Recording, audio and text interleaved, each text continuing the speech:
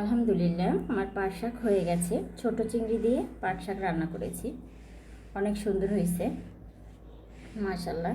তো সবাই ভালো থাকবেন আর দোয়া করবেন আমার জন্য।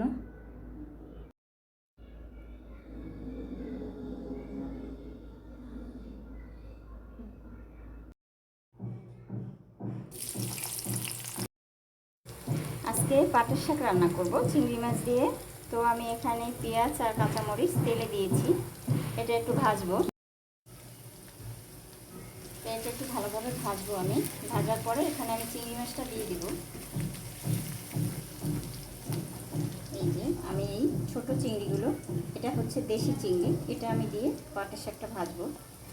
তো আমি চিংড়ি মাছটা ভালোভাবে তেলের সাথে এখন একটু ভালোভাবে ভেজে নিব। এখানে আমি সামান্য লবণ দিয়ে দিচ্ছি।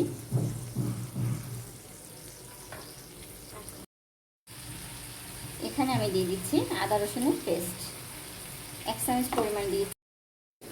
এটা আমি ভালোভাবে নেড়ে চেড়ে দিচ্ছি। এখন সামান্য হলুদ দিয়ে দেবো। এখানে আমি 1 চামচ পরিমাণে হলুদ দিয়ে দিচ্ছি।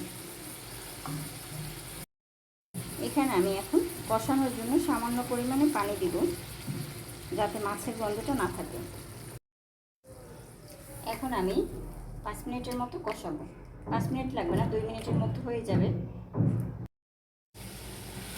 এভাবে পাটের শাক দিয়ে ছোটো চিংড়ি দিয়ে রান্না করে খেয়ে দেখবেন, অনেক মজা। আপনার মাংস পোলাও এগুলো রেখে এগুলো দিয়ে আপনার ভাত খেতে ইচ্ছে করবে। ছোটো চিংড়ির স্বাদই আলাদা। এটা হচ্ছে দেশি চিংড়ি, তো এটার অন্যরকম একটা স্বাদ। তো আমি আজকে পাটের শাক দিয়ে রান্না করতেছি। তো এখানে আমি এখন দিয়ে দিচ্ছি পাটের শাকগুলো এর উপরে এখন সুন্দরভাবে পাটের শাকগুলো দিয়ে দিব। তারপরে ঢাকনা দিয়ে রাখবো। এখানে কোনো পানি ইউজ করব না। শাকগুলো আমি দিয়ে দিচ্ছি এক এক করে।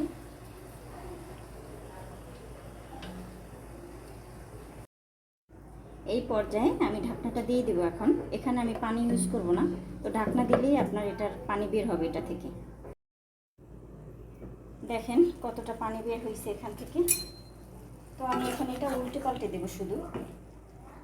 এটা বেশি নাড়াচাড়া করা যাবে না, তাহলে এটা লোট ভাপ আসে, তো সেইটা আর আসবে না। দেখেন কতগুলো পানি বের হয়েছে, তো সেই জন্য আমি পানি ইউজ করিনি এখানে।